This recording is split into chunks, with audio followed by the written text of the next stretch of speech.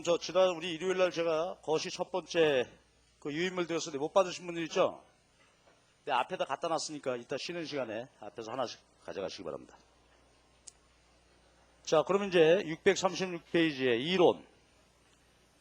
앞에 그 이 부분 모형에 이어서 3부분 모형을 계속 보면서 재정정책 얘기를 보도록 합시다.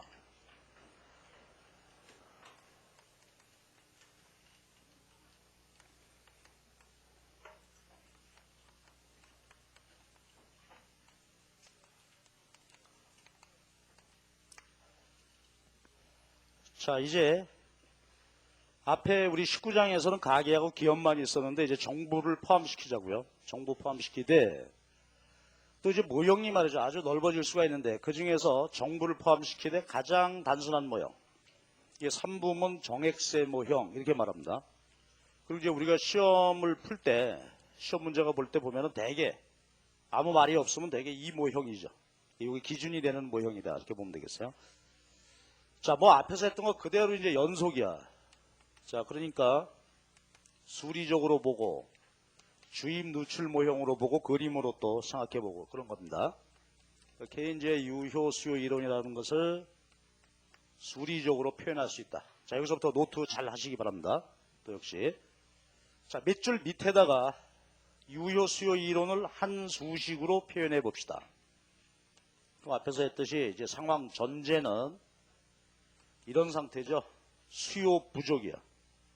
최대 생산 능력은 있는데 수요가 부족해. 그러니까 수요 크기만큼만 생산하고 그것이 국민소득이 된다. 그래서 이것이 균형 조건이었죠. 최대 생산 능력은 1000개. 근데 지금 현재 팔리는 게 800개밖에 안 팔린다. 그러면 생산 800개밖에 할 수 없다. 그게 소득이 된다. 이 균형 조건이었습니다. 그러면 역시 이제 국민소득이 얼마가 되는지 알고 싶다 하는 얘기인데 그걸 알려면 수요를 측정해 보면 되겠죠. 자, 그럼 여러분이 빨리 한번 생각해 주시죠. 그럼 이제 3부문 모형이니까 수요 세 가지 감안해야 되죠. 첫 번째가 뭐라고? C. 읽어 주십시오. 민간 소비 수요 ID. 그렇죠. 이제 정부가 들어왔으니까 기업과 정부의 투자 수요 G. 정부의 소비. 그치? 정부 소비입니다. 소비는 절대소득 가설이죠. 가처분 소득의 함수다. 자, 그것도 빨리빨리 한번 읽어봅시다. A는 뭐나? 기초소비. B는 MPC, 한계 소비 성향인데 얘는 1보다는 작고 0보다 큰 게 일반적이다. 그렇죠?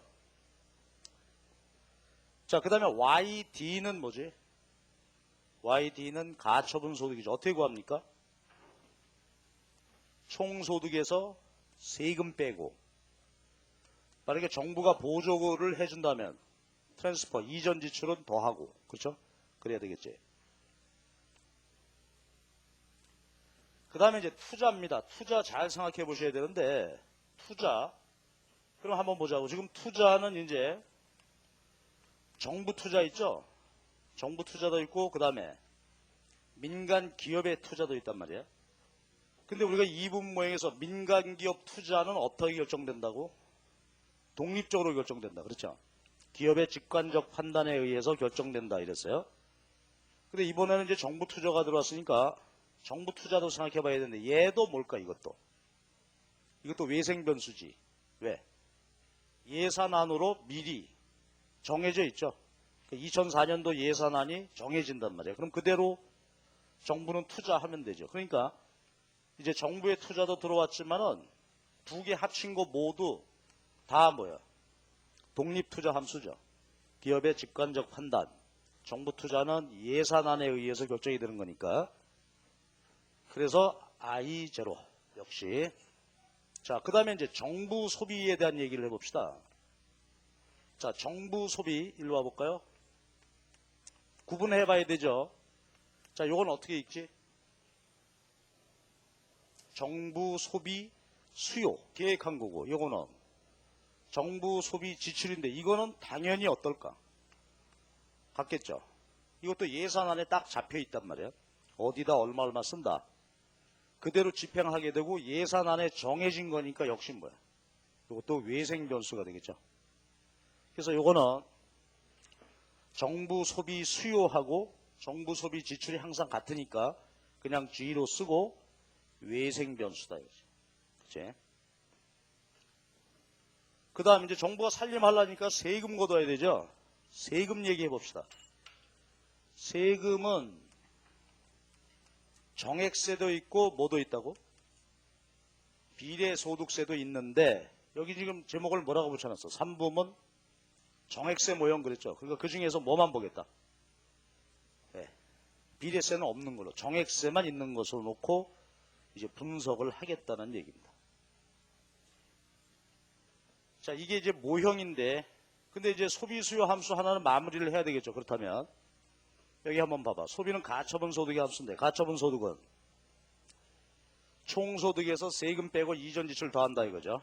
네, 그런데 이전 지출 없고 비례소득세 생각하지 않으면 되니까 자 얘를 정리해 봅시다. 어떻게 하면 될까? 소득에서 뭐 빼야 돼? 그렇죠? 정액세를 빼면 그게 가처분 소득 되겠죠. 됐습니다. 이게 우리가 모형입니다. 3부문 정액세 모형.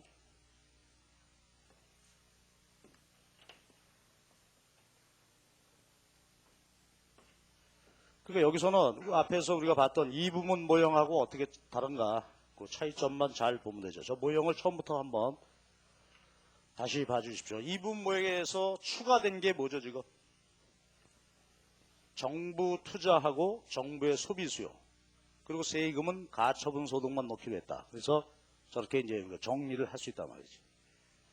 그럼 이제 마찬가지로 균형 조건에 따라서 소득을 도출할 수 있겠죠. 그럼 균형 조건 펼쳐보면 유효 수요가 지금 C 플러스 ID G죠. 요거만큼 생산물의 가치가 소득이다 이거지. 그러니까 결국은 유효 수요의 합이 국민소득의 크기를 결정한다. 자, 그럼 한번 불러주세요. 계산해 봐야 되죠. 소비 수요는 얼마죠? 지금 우리 모형에서. 자, 소리내서 한번 불러줘봐. 소비는 얼마? A 플러스 B에 가로 열고 Y 마이너스 T0. Y 마이너스 T0가 뭐가 돼요, 이게? 요거 가처분 소득이죠. 의 B만큼 소비한다, 이거야. 그 다음에 투자는 얼마예요? 투자 수요는 I0. 정부 소비 수요도 외생적으로 결정되어지죠. 그러니까 이게 국민소득이 된다, 이거야. 그러니까 요게 총수요지.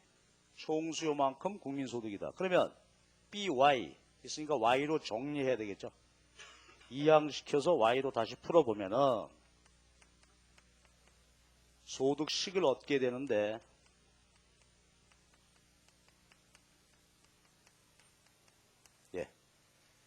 이러한 균형 국민소득식을 얻을 수 있게 됩니다.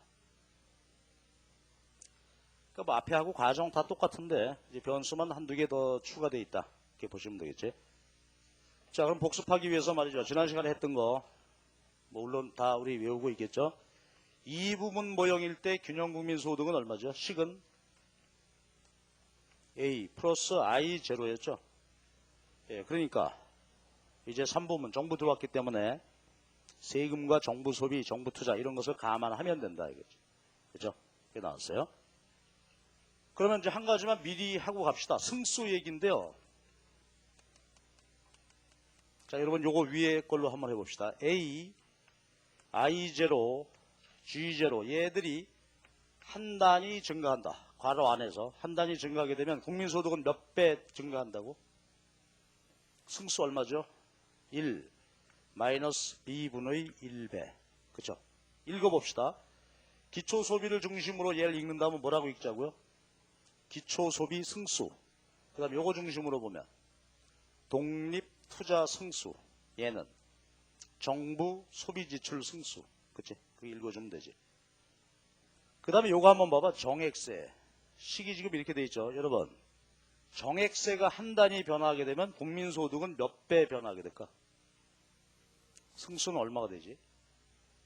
T0 앞에 상수값이 마이너스 B가 붙어 있죠? 이걸 감안해야 되지. 그러니까 어떻게 돼? 분모는 마이너스 B가 되고 분자. 그치? 합쳐져야 되죠? 밖에 나가서. 그래서 요게 정X의 승수야. 그럼 이제 뒤에서 하겠지만 한번 생각해 봅시다. 만약에 우리 예에서 B가 0.8이라고 한다면 요거는 5죠? 자, 정X의 승수는 얼마야? B가 0.8이라면 승수 너무 어려워? 얼마? 마이너스 4죠. 그치? 자, 요거지 승수란 말. 그럼 이제 지나가는 길에 한번 해석하고 지나갈까요? 여러분, 정X의 승수가 마이너스 4라는 말은 무슨 뜻이요?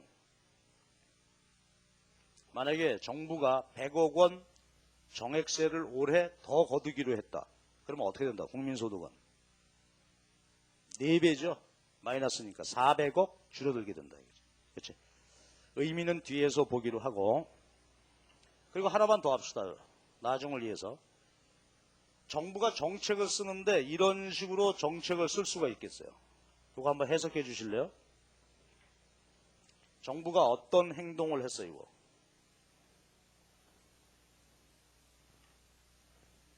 정부 지출을 늘렸죠? 근데 늘리는데 그 정부 지출을 늘리는데 재원을 뭘로 마련했다가? 정액세를 더 거두었다 이거죠? 그렇죠? 그러니까 정액세를 더 거두어서 그대로 지출했다.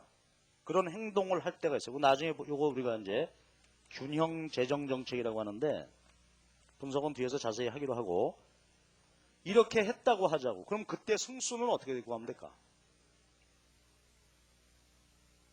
잘 보면 두 가지 일을 동시에 한 거죠. 세금을 더 거두기도 하고 동시에 정부 지출을 늘리기도 했으니까 그 효과, 승수는 어떻게 구하면 되겠어요? 두 승수를 더하면 되겠죠. 두 가지 일이 동시에 일어났으니까. 그러면 정부 지출 승수는 1-b분의 1이고 정액세 승수는 얼마요? 소리내 보세요.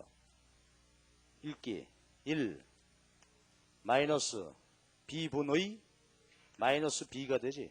그러니까 두 승수를 더해버리면 될 거 아니야? 그럼 더한 값은 얼마가 될까? 그쵸? 분모는 서로 똑같으니까 그냥 통분하면 되겠지. 그래서 1-b분의 1-b, 그래서 1이 됩니다. 자, 해석해 주세요. 균형 재정 정책을 쓸 때 승수가 1이 나왔다. 무슨 소린가? 만약에 정부가 100억 원을 더 거두어서 그대로 그 100억 원을 지출했다면 국민소득은 100억 원 증가한다는 얘기죠. 1이니까. 그치? 예, 그런 뜻이 되겠습니다. 요건 뒤에서 다시 보는데 일단 여기서는 이제 승수부터 정리를 했습니다. 자, 그 다음에 말이죠. 우리가 앞에서도 보았듯이 이게 유효 수요 이론을 수리적으로 이제 한 건데 요걸 그대로 이용을 해서 또 하나 도출한 모형이 있었죠. 그게 뭐예요? 주입 누출 모형이 있었어. 그럼 요건 이제 이거지. 유효 수요 C 플러스 ID 플러스 G 이거만큼 생산되고 그게 소득이다. 근데 이제 아까 우리가 세이 법칙 할 때 나왔습니다만 주입 누출 구할 때 생각해 볼 것이 뭐죠? 이 소득을 어디다 썼냐? 이걸 한번 생각해 봅시다. 어디다 쓴다고? 이 크기만큼 창출된 소득이 있다면 이 소득을 어디다 쓴다? 소비지출 아니면 저축 아니면 세금 내는 데 쓰겠죠. 그치? 그러니까 생산물 시장이 균형이라면 이것도 같을 거다. 그치? 근데 아까 봤듯이 소비 수요, 소비 지출은 맞춰좀 해놓으면 남는 게 새로운 균형 조건을 하나를 얻을 수 있다. 이게 주입 누출 모형이다 이거지.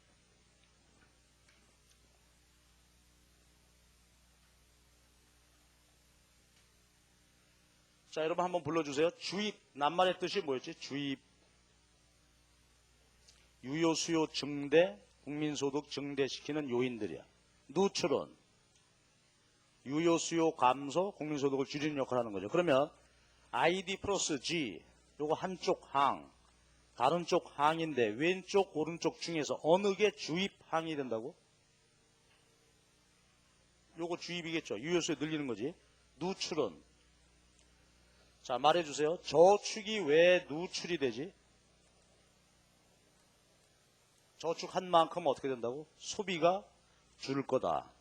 세금은 왜 누출이 된다고요? 세금 거두면 저기 소비 수요 함수를 봐봐. 어떻다고? 세금 거두게 되면 그만큼 가처분 소득이 줄어서 소비가 줄게 되죠.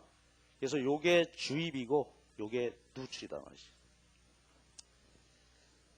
예, 그래서 이런 조건을 얻을 수 있다 이거요. 유효 수요 이론으로부터 또 다른 주입 누출. 근데 나왔으니까 미리 한번 하고 갑시다. 요건데, 근데 여러분 기억나요? 이부문 모형에서의 주입 누출 모형 균형 조건은 뭐였지? 정부가 없는 이부문 모형에서는 ID equal S였죠? 그치? 근데 여기는 지금 3부문이니까 정부가 들어왔기 때문에 정부 소비와 세금이 붙어 있단 말이야. 본질은 같을 텐데. 그러니까 귀찮죠? 그래서 이것과 이것을 같다고 가정해버려 그냥. 그러면 여러분 3부문 모형이나 2부문 모형이 뭐야? 주입 누출 모형의 의미는 서로 똑같은 거다 이거지. 그치? 아, 네 맘대로 막 가정해서 없애냐? 그쵸? 요건 뭐니까? 외생 변수니까. 그죠? 같다고 해도 하나 더 해봐봐. 그러면 요거는 또 뭘 의미했지? ID equal 뭐예요? 저축하고 뭐하고 같아서 사후적으로 보면 저축과 뭐가 같다? 사후적으로 볼 때는 투자 지출의 크기가 같은 거지. 그치? 사후적으로 보면은 요것은 언제나 같은 거니까. 그쵸? 자, 여기까지. 그래서요, 주입 누출 모형은 결국 뭐 3부문 모형에서 주입 누출 모형이 이렇게 나왔지만은 그 경제적인 의미는 2부문 모형일 때나 다를 바가 전혀 없다. 이렇게 인식하시면 되겠습니다. 자, 됐고. 자, 그럼 이제 이어서 세 번째로 요 그림으로 가지고 한번 봅시다. 그림. 그럼 요거 지난 시간에 했듯이 위아래 두 개 그림으로 표현해 볼 수 있겠죠. 위에는 유효 수요 이론을 그림으로 그리고 같이 그려봅시다. 그리고 여기다가 45도 보조선 그려놓고요. 그 다음에 밑에다가는 주입 누출 ID 플러스 G 누출 S 플러스 T 요 선으로 그림을 그려가면서 이제 표현을 해보자 이거지. 자, 그럼 먼저 위에 그림부터 한번 그립시다. 총 수요는 소비, 투자, 정부 지출의 합이죠. 자, 하나씩 그려보자고. 제 질문에 답해 주십시오. 정부 소비 수요는 얼마야? 저 왼쪽 모형. 정부 소비 수요 얼마입니까? G0죠? 그렇죠? G0. 외생 변수입니다. 국민소득하고 관계없이 결정되지. 예산안에 의해서 어디다가 얼만큼 정부 소비하겠다. G0. 그 다음 민간과 기업의 투자 수요. 그림 그려보면 어떤 모양 된다고? 역시 수평선 되겠죠? 그죠? 독립적으로 결정이 돼. 소득하고 변화한다고 투자 변하는 거 아니다 이거지. 이것도 그림 그려보면 I0. 그죠? 또 외생변수. 그 다음에 소비수요선 그림 한번 그려봅시다. 소비수요선은 정확히 그림 그려본다면 여러분이 한번 말해볼래? 절편이 얼마가 되겠죠? 저기 소비수요선식 저기 써놨지. 여기 보면 요게 소비수요선이니까 요걸 그림으로 표현해 본다면 어떻게 될까? 이렇게 놓고 보면 말이죠. 정리해 보면 A 마이너스 BT0 플러스 BY 이렇게 되겠죠? 그러니까 요게 뭐야? 정확히 그린다면 절편 얘가 기울기 되겠지. 요 식을 안 구해도 돼. 뭐 우리가 계산하거나 그런 건 아니지만은 이 개념만 정확히 챙겨보자 이거지. 그래서 소비 수요선을 또 그림 그려보면은 이렇게 나온다. 절편이 A 마이너스 BT0고 기울기는 B가 되는 이런 이제 소비 수요선이 나오겠죠. 총 수요는 몽땅 다 더하면 되겠죠. 수직 합이란 말이에요. 그렇죠? 수직 합. 그러면 쭉 이 세 개를 전부 더해서 그려놓고 기울기는 어때요? 기울기는 B가 되겠죠. 한계 소비 성향. 소비 수요선의 기울기가 그대로 총수요선에 기울게 되겠죠. 그래서 여기가 균형소득이 된다 이거죠.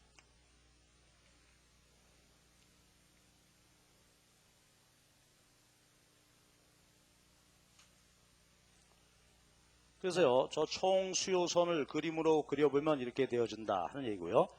그 다음에 이 밑에 그림에다가 주입과 누출 선 그림 그려보자고. 주입, 누출. 자, 그런데 여기 한번 봐봐. 요게 주입이죠? 요게 누출이야. 그런데 요거 봐봐. 투자 수요나 정부 소비 수요는 외생 변수로 다 주어져 있는 값들이죠. I0, G0. 합치면 얼마가 돼? I0 플러스 G0 되겠죠. 어떤 상수값이죠. 그러니까 그림 그려보면 ID 플러스 G 두 상수를 더한 값이다 이거지. 그렇죠? 이렇게. 소득이 변화해도 변화하지 않으니까 이렇게 그려지고, 그 다음에 누출선 요거 잘 봐봐. S 플러스 T 저축에다가 세금을 더해라 하는 얘기인데 요거 구할 수 있죠? 근데 요건 수식으로 안 구해도 돼. 개념만 잘 챙기다 이게. 나 혼자 할 테니까 잘 봐봐. 자, 요건 쓰지도 말고 눈으로만 잘 보세요. 케인즈는 생각을 어떻게 했다? 저축은 뭐라? 그렇죠? 소비하지 않은 나머지가 저축이다 이랬죠. 그러면 총소득에서 일단 어떻게 해? 세금 내야 되죠. 그럼 요게 뭐가 돼? 가처분 소득. 그 중에서 소비해. 소비가 얼마? 불러봐봐. 소비. A 플러스 B에 Y 마이너스 T 제로죠. 그렇지. 요게 소비지. 그러니까 케인즈가 볼 때 저축은 잉여다 그랬단 말이야. 소득에서 세금 뺀 가처분 소득에서 일단 소비하고 그러면 남는 게 저축이다. 그러니까 수식으로 정리해보면 소비 수요선 정확하게 도출할 수 있겠죠. 그리고 여기다가 뭘 더하라는 거예요. 정액세를 더하라 이거죠. 요 자체는 그렇죠. 정확히 구한다면은 이제 요 식을 말이죠. 그대로 풀면 그게 누출선이 나오겠지. 근데 풀 필요가 없고 이렇게 구하는 거다. 이 아이디어만 챙겨보면 된다. 그죠? 그러면 그림 그려보면 어떻게 되겠어요? 마이너스 절편을 가지면서 우상향하는 그런 형태의 저축선이 나오겠지. 그치? 뭐 식 구할 거는 없고, 그래서 이제 우리는 이렇게 그리자 이 말이야. 그래서 S 저축과 그 다음에 세금을 더한 선, 누출선은 마이너스 절편을 가지면서 우상향하는 것으로 나올 거다. 그리고 여기가 이제 균형이라니까 요 교차점에서 균형소득이 되겠죠.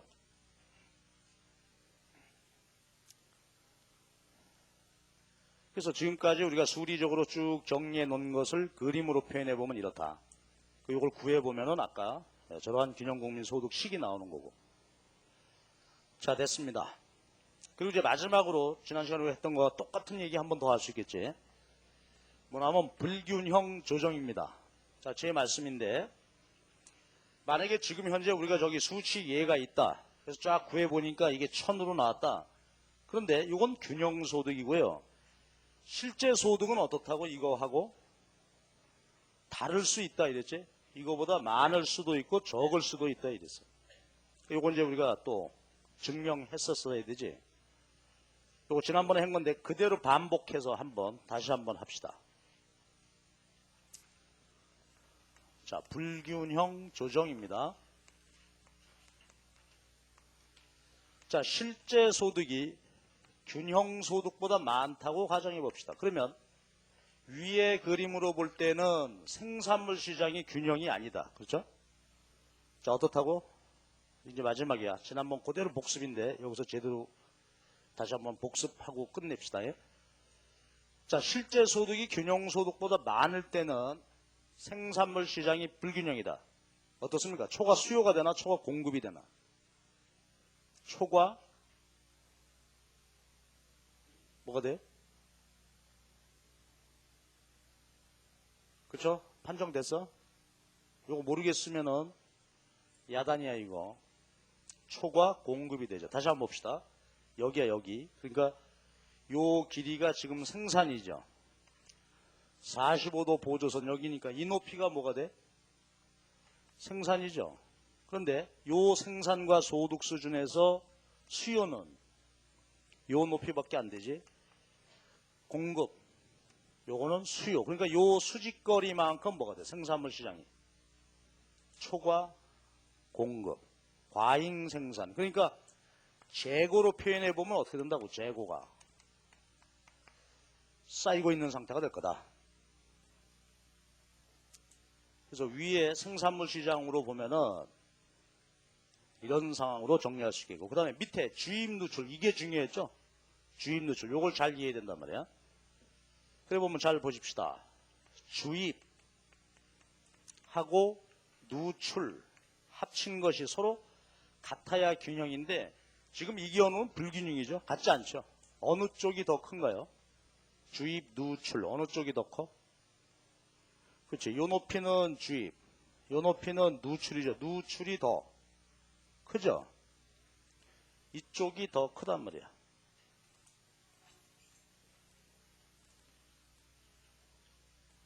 자, 그럼 이제 우리가 요거를 그저 상황을 정확히 이해를 했어야지. 아까 제가 한 번은 지나가는 길에 얘기를 했는데 요거 이해해야 돼. 그러면 누출이 더 크다. 이 말은 어떻게 이해할 것인가?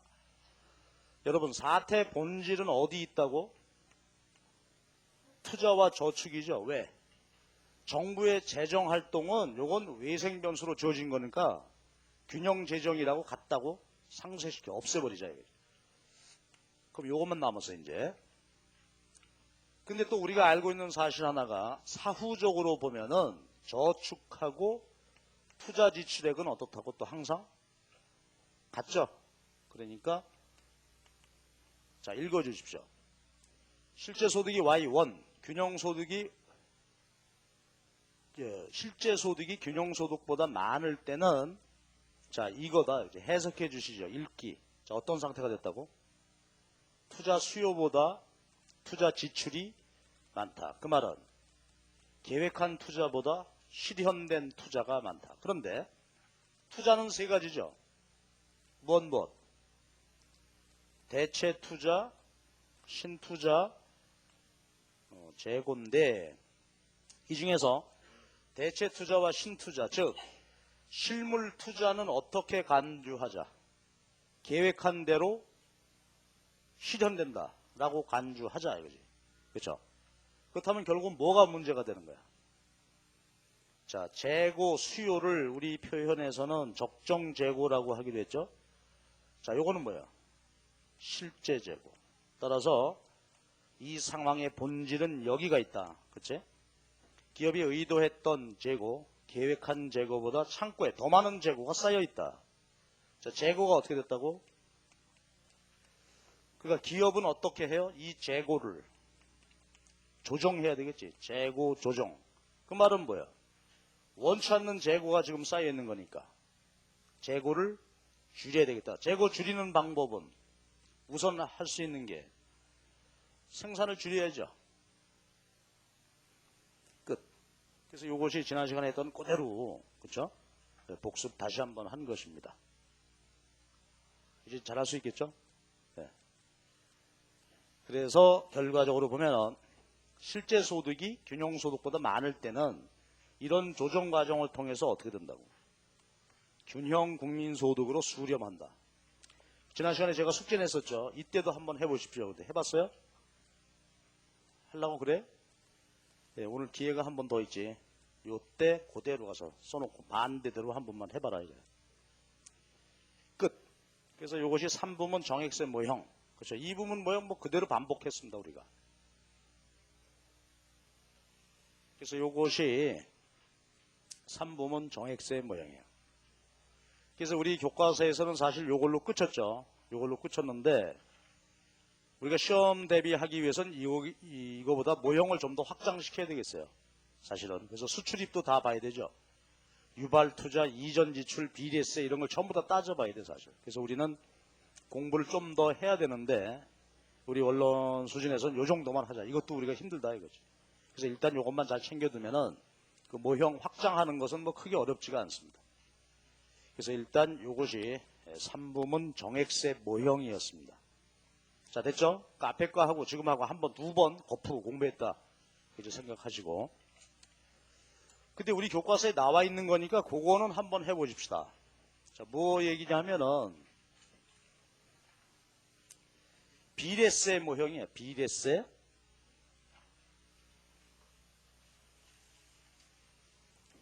자, 요거는 말이죠. 쓰지 말고 책에 그대로 있으니까 가만히 보고만 있어. 왜냐면은 이제는 정액세 대신에 비례세를 걷는 경우를 놓고 그 교과서에다 설명을 해놨습니다. 그럼 여기 한번 봐봐. 그럼 여기는 뭐만 달라질까? 이제는 세금을 정액세가 아니라 뭘로 걷는다? 비례세로 걷는다 이게. 그렇죠? 그럼 세금은 TY 이렇게 되겠지. 그러면은 가처분 소득을 구하는데 어떻게 하면 되겠어? 아까 이제 정액세가 아니라 비례세를 빼면 되죠. 그렇죠? 모형만 이렇게 바뀌어지게 되겠습니다. 그렇지? 그러면 이대로 균형 조건에 따라 풀어서 균형 국민 소득식을 도출할 수 있겠죠. 그렇죠? 그대로 해보면은 어떻게 되냐면 비례세일 때는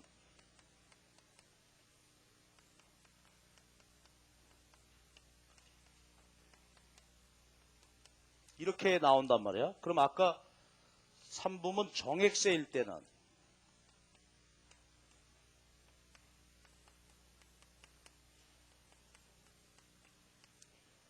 그쵸?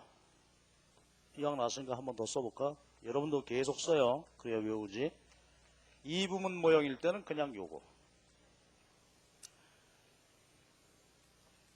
이렇다 이거야.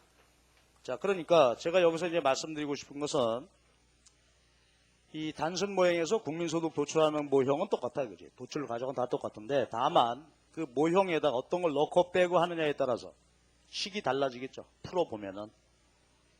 예, 그래서 정액세 모형일 때는 요거고 비례세 모형일 때는 이렇게 되어지죠. 그리고 요때는 승수가 달라지겠죠. 한번 말해봐봐. 아까 3부문 정액세 모형일 때 잘 보시면 A, I0, G0 요 놈들의 승수는 얼마야? 요거지. 근데 이번엔 비례세 모형일 때는 얘들의 승수는 달라졌죠? 그치? 그러니까 모형이 바뀌게 되면은 균형소득식이 달라지게 되고 그에 따라 승수값이 달라지게 된다. 그렇죠? 뭐 그 얘기만 해야 되고 우리는 이 모형에다가 사실은 플러스 알파 해야 된다. 그래서 수출입을 전부 고려해 봐야 되겠죠? 그 다음에 유발 투자, 이전 지출 뭐 이런 거 등등을 전부 포함해서 분석을 해 봐야 됩니다. 근데 그거는 강좌에서는 제가 말씀 안 드리고 일단 이것만 좀 제대로 정확히 해 주십시오 하는 얘기고 그거 확장하는 것은 아무것도 아니지. 그래서 여러분에게 나눠드린 유인물에다가는 그 확장된 모형의 얘기까지 전부 해놨어요. 그러니까 그거는 뭐 참조해 보시도록 하는데 일단은 자료만 그냥 갖고 있다가 공부는 일단 이걸로만 해 주시기 바랍니다. 자, 이래서 3부문 정액세 모형에 대해서 이제 말씀을 드렸고요. 자, 그럼 이어서 우리 교재로 보면은 639페이지에 이제 재정정책 얘기를 분석할 때가 왔어. 재정정책 분석입니다.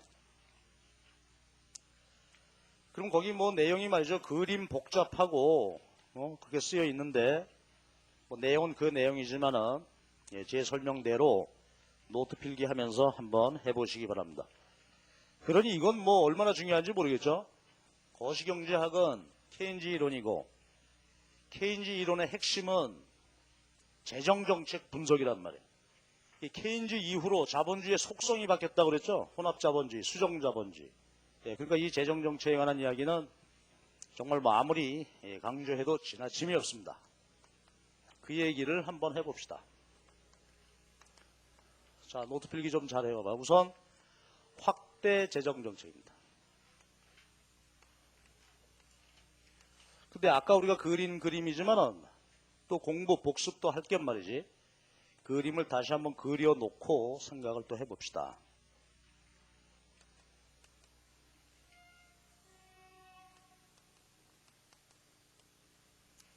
자, 이건 균형 조건이고요. 자, 그럼 제 질문입니다. 확대 재정정책. 우리가 이제 의미는 안단 말이야. 그럼 확대 재정정책이란 우선 어느 상황에서 쓰는 정책이요? 어떨 때 쓰는 정책이나 용어로 한번 표현해 보십시오. 뭐가 존재할 때? 그렇죠. 디플레이셔너리 갭이 존재할 때. 낱말의 뜻이 뭡니까? 디플레이셔너리 갭, 낱말의 뜻.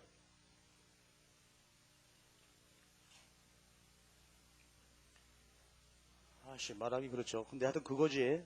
알죠? 예, 그래서 그림으로 보시면 이런 상황이단 말이에요. 지금 현재 우리나라 GDP다. 유효 수요 크기다. 예, 지금 현재 우리나라 GDP 이만큼이다. 그렇죠? GDP 실질 이제 균형 국민 소득입니다. 근데 우리나라 완전 고용 국민 소득이 이거보다 어떻다고? 더 많아 이렇게. 그렇지? 그래서 요거 예를 들어서 200이라고 합시다. 요 200이 뭐였죠? GDP 갭이야. GDP 갭은 왜 생겼다? 그렇죠? 유효 수요 부족. 요걸 우리가 디플레이셔너리 갭이라고 했단 말이야. 그렇지? 이런 상황이다. 이때 이제 정부 개입, 확대 재정 정책으로 이 문제를 해결하자 하는 얘기지. 자, 그럼 우리 예를 한번 들어서 정리를 해놓고 갑시다. 자, 지금 GDP 갭은 200이라고 하고요. B, 요것도 0.8이라고 한번 가정해봐봐.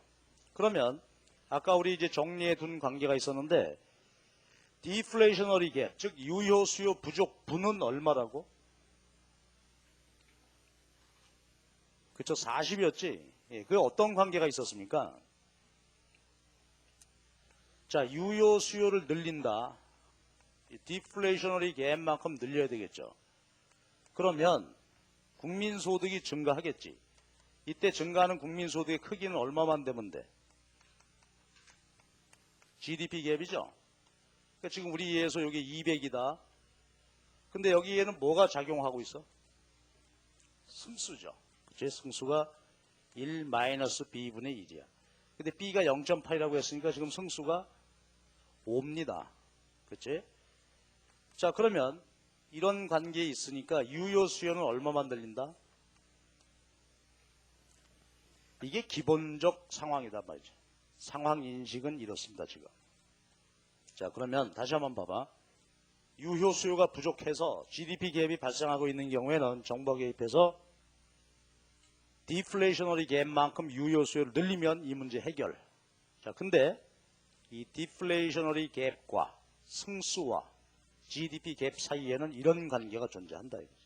그치? 이제 정리를 해놨어요. 자, 그럼 여러분이 뭐 재경부 장관이다. 그죠? 여러분 재경부 가서 근무할 분도 있을 테니까. 거기에 공무원이다. 그럼 아이디어는 뭐예요? 이제 여러분의 역할과 그죠? 방향이 결정이 되죠. 뭘 하면 돼? 공무원이 할 일은. 그쵸? 유효 수요를 얼마만 늘리면 돼, 이제. 그래. 이거 방법을 찾으면 되겠죠. 자, 어떻게 하면은 유효 수요를 그죠? 40만큼 늘릴 수 있겠는지. 유효 수요만 40 늘려주면 지금 승수가 5가 되니까 이제 국민소득 200 증가해서 완전 고용 된다 이거지. 그쵸? 그럼 이제 유효 수요를 40만큼 늘릴 수 있는 방법을 찾자 이거예요. 방법은 세 가지인데요. 한 번씩 생각해 봅시다. 여러분 말이지, 가장 손쉬운 방법이 뭐가 있겠어? 세입, 세출을 조정을 해서 문제 해결한다. 이게 재정정책이라면 유효 수요 40 늘리는 방법 첫 번째 뭐가 있었을까? 그렇죠. 직접 어떻게 해버려. 그렇지? 그러니까 정부의 소비나 투자를 직접 어떻게 한다? 40 늘리면 되겠죠. 그럼 아까 우리가 공부한 게 있잖아. 저기 저 식을 보고 한번 해주세요. 승수가 얼마요? 정부 지출 승수가 1 마이너스 B분의 1이죠. 그러니까 우리 이해라면은 정부가 직접 개입해가지고 정부의 소비와 투자를 40만 늘려주라. 그러면은 승수 1-B분의 1배 소득이 증가한다. 그렇죠? 그 다음에 두 번째 아이디어 한번 주실래? 두 번째 방법 뭐가 있을까?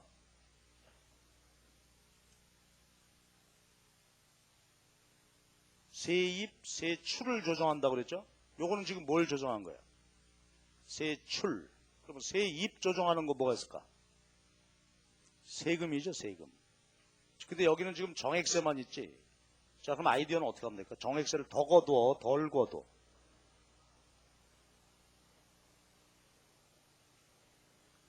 어떻게 해야 수요가 증가하겠습니까?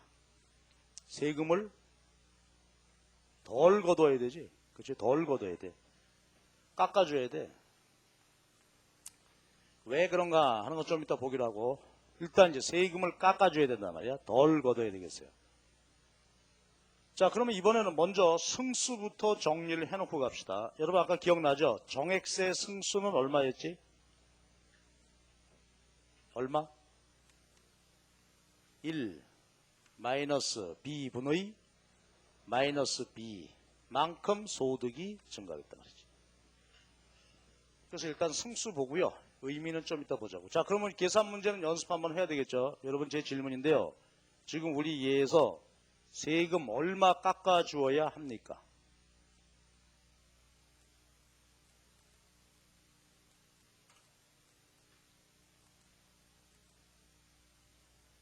얼마?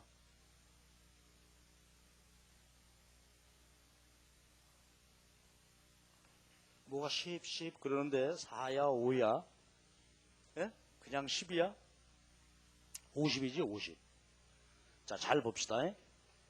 지금 국민소득은 얼마를 늘려야 돼?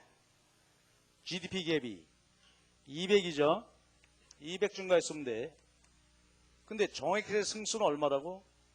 1 마이너스 B에 마이너스 B. 근데 B는 0.8이야. 그러니까 승수는 4죠? 그러면 세금을 깎아줘야 되겠어요. 그래야 마이너스 플러스 되겠지. 얼마 깎아줘야 돼? 50 깎아줘야 된다. 이건 이제 승수로만 살펴본 얘기가 되겠죠. 그치, 승수로.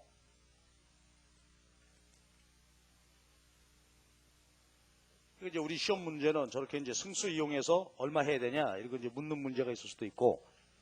근데 요즘은 그런 거보다 이제 의미를 묻는 거죠. 여기서 공부할 게 있어. 여러분, 제 질문 잘 듣고 한번 생각해 봅시다. 세금 50 깎아줬더니 국민소득이 200 증가했다 이거요. 왜 그랬을까? 세금 50 깎아주는 과정에서 어떤 일이 일어났겠구나. 유효 수요가 얼마 증가했겠다. 그렇죠. 우리 지금 상황 전제로 예를 들어 놓은 게 얼마예요, 지금? 유효 수요가 얼마 부족하다고? 40이지. 그러니까 세금 50원 감면해 준 것이, 50 감면한 것이 유효 수요를 40을 늘렸다는 얘기죠, 지금. 그치? 요것도 아까 40 늘렸잖아. 그럼 이제 그거는 생각해 볼 일이다, 이거지. 그거 한번 생각해 봅시다. 어떻게 해서 그렇게 됐을까? 정부가 우리들에게 세금 50을 감면했더니 우리 경제 유효 수요가 40 증가하더라. 어떻게 해서 그렇게 되었겠는지 한번 생각해 보죠. 자, 세금 감면은 뭘 의미해? 우리들에게는 그만큼 가처분 소득 증가죠. 자, 가처분 소득이 증가하면은 뭘 더해? 소비를 얼마큼 늘릴까? 그치? 가처분 소득 증가분의 곱하기 뭐야? 얼마? B만큼 소비를 더할 거다, 그지? 자, 계산해 보자고. 얼마? 요거 지금 가처분 소득이 얼마 증가했어요? 50을 깎아줬지. B는 얼마? 0.8이죠. 곱해보면 얼마라고? 그래. 그러니까 정액세를 깎아줄 때 국민소득이 증가하는 이유는 뭐요? 정액세 감면, 가처분 소득 증가, 민간 소비 증가. 즉, 민간 소비가 디플레이셔너리 갭만큼 증가했단 말이에요. 그렇기 때문에 소득이 200 증가하게 되는 거다. 됐죠? 정확한 얘기입니다. 요대로 잘 챙겨놔야 돼. 요즘은 뭐 시험 문제가 옛날처럼 승수가 얼마냐 이런 거 아니지. 여기서 묻지, 여기서. 표정이 수상해. 내가 다시 한번 설명드릴게. 세금 깎아주는데 왜 소득이 증가한다고? 그 과정에서 무슨 일이 일어났다? 유효 수요가 증가했을 거다, 이게. 유효 수요가. 그러면 잘 봅시다. 세금 감면, 그만큼 가처분 소득 증가. 가처분 소득이 증가하면 B만큼 소비를 더 할 수 있다, 이거지. 그치? 그러니까 50 감면하면 0.8 소비 40 증가하게 된다. 그렇지? 자, 그래서요. 정액세 감면해 주는 경우에 대해서 봤습니다. 이제 마지막 세 번째 방법이 있는데 아까 우리가 말이죠. 미리 살짝 얘기한 게 있어요. 균형 재정 정책이라는 거 기억나죠? 자, 여러분, 균형 재정 정책은 어떻게 하는 거였나? 그렇죠. 세금 더 거두어서 그걸 그대로 어떻게 한다고? 지출한다 이거예요. 그랬을 때 아까 우리 한 게 있으니까 미리 한번 하고 갑시다. 이때 승수가 얼마야? 그럼 우선 그 얘기부터 해보지. 자, 그렇다면은 지금 현재 GDP 갭이 200이란 말이에요. 그죠? 200. 그러면 저만큼 소득을 늘리려면은 어떻게 하면 된다고? 세금 얼마를 더 거두어? 얼마? 승수가 1이니까 200을 더 거두면 되겠죠. 그래가지고 그걸 그대로 어떻게 해? 정부가 소비 또는 투자 지출을 해버려. 그러면 어떻게 된다고? 국민소득이 200 증가한다. 이거죠. 승수 1이니까. 그렇죠? 이게 균형재정 정책, 균형재정 승수 1의 의미가 되겠습니다. 1, 그 액수만큼 소득이 증가한다는 얘기니까. 그렇죠? 200 소득을 늘리려면은 이렇게 해야 한다 이거지. 그러니까 200을 세금을 더 거두고 그걸 그대로 가져다가 정부가 소비 지출하게 되면 또 정부가 투자 지출하게 되면 국민소득은 딱 그 액수 200만큼 증가한다. 이런 황당한 일이 있을까? 자, 이유는 따져봐야지. 그런데 이것도 분명히 말이야. 이 과정에서 왜 이렇게 됐는지 해봐야 되는데 이 정책 과정에서 분명히 유효 수요가 얼마 증가했을 거라고? 40 증가했겠죠. 그렇지? 왜 그러냐? 이것만 이해해보면 되겠지. 그러니까 국민으로부터 200을 더 거두어서 그대로 200 지출하게 되면 우리 국민경제 유효 수요가 40 증가한 셈이다 이거지. 아까 저 관계니까. 그렇죠? 그럼 이것만 이해하면 되겠죠. 여러분 한번 생각해 봐봐. 정부가 이런 짓을 했는데 유효 수요가 40 증가했다는 거라 어떻게 그럴 수 있었을까? 자, 힌트 내가 드릴게. 잘 한번 들어봐봐. 힌트는 이겁니다. 국민은 조막손이냐? 자, 여러분 조막손이라는 소리 알아요? 네, 비정상적으로 손이 작은, 그래서 조막손이다 그러면 안 쓰는 사람이 있어. 그렇죠? 돈 들어와도 절대로 안 쓰고 그런 사람이 있어. 그럼 국민은 조막손이냐? 쓸 줄 모르냐? 이 소리죠. 아니, 국민은 쓸 줄 모르나? 왜 지가 200을 가져다가 200 지가 써? 왜 난리야? 자, 이게 힌트입니다. 뭔 힌트가 이렇게 도전적이냐? 시비적이고. 어때? 답 나올 것 같아? 내가 정부야. 여러분은 국민이야. 내가 여러분한테 200억을 걷어다가 내가 써버렸어. 그럼 국민소득이 200 증가한다는 거야. 그 과정에서 유효 수요는 얼마 증가한 거라고? 40 증가했지. 자, 다시 한번. 그냥 놔둘 때 하고 내가 여러분한테 200을 걷어다가 200 쓸 때 하고 유효 수요가 40 증가했다 이거예요. 왜 그랬을까?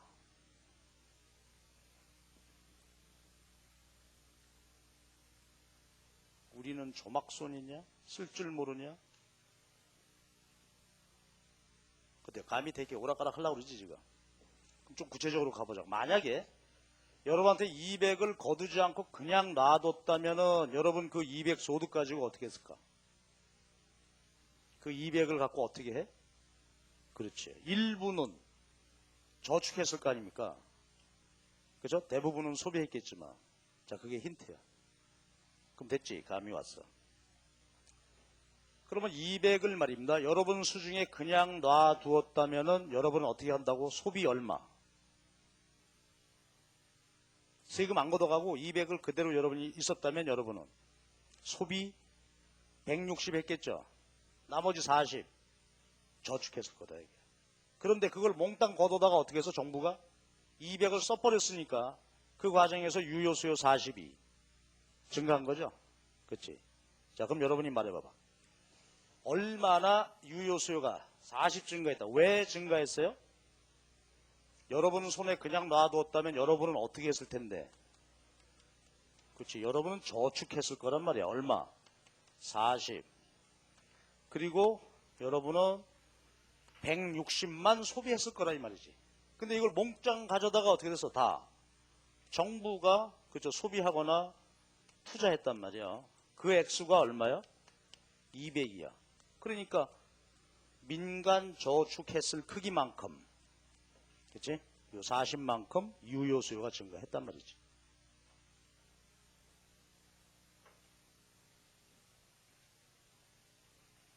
끝입니다. 이게 확대 재정 정책에 관한 이야기였어요. 이건 뭐 너무 중요하죠. 이건 1년에 꼭 나온다고 봐야 돼. 이 문제는. 안 나오면 그건 시험이 아니지 사실은. 거시경제학에서 50% 나오는데 10문제가 나오는데 그 10문제 중에 이게 하나가 섞이지 않을 리가 없다. 거시경제학의 핵심은 재정정책이니까. 그렇죠? 어렵지 않습니다. 그러나 기본은 요거고 여기다 여러 가지 상황을 이제 얹어서 묻겠죠.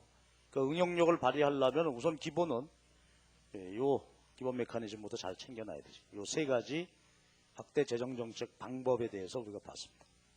자, 됐죠? 그러니까 승수 우선 정리해주고 왜 그러냐 그 의미를 잘 챙겨놔야 돼. 자, 확대 재정정책 봤고요. 그 다음에 두 번째는 뭐 해야 돼?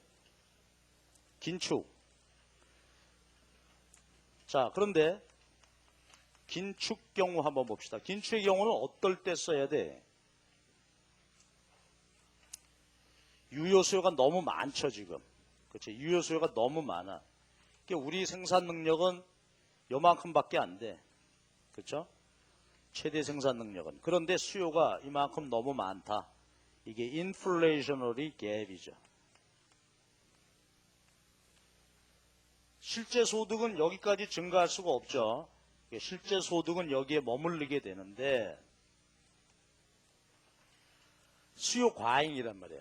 그래서 이게 아까 얘기했듯이 대내적으로는 인플레이션, 대외적으로는 국제 수지의 적자, 그죠? 과잉 소비, 과잉 투자, 거품. 뭐 겉으로 보기엔 부황부황되고 아주 좋아 보입니다.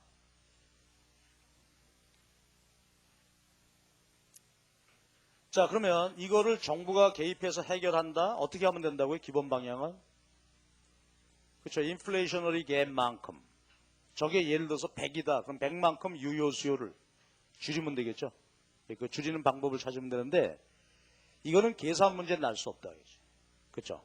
계산 문제 낼 수 없겠지. 예, 여기가 실제 소득이고 이게 완전 고용이고 이게 계산되어진다면 정확하게 수치로 뭐 따져볼 수 있지만 그럴 수가 없잖아. 같으니까 요거는 계산 문제 나올 수 없대. 아이디어는 챙겨놔야죠. 그렇지? 이건 뭐 당연하다. 그렇죠? 역시 세 가지 방법인데 정확하게 반대로만 따져가면 되겠지. 한번 해봅시다. 첫 번째 방법으로 한다면 어떤 방법을 택하자? 긴축 재정 정책입니다. 용어로 한번 표현해봐봐. 어떻게 한다고? 여기다가 쓸까?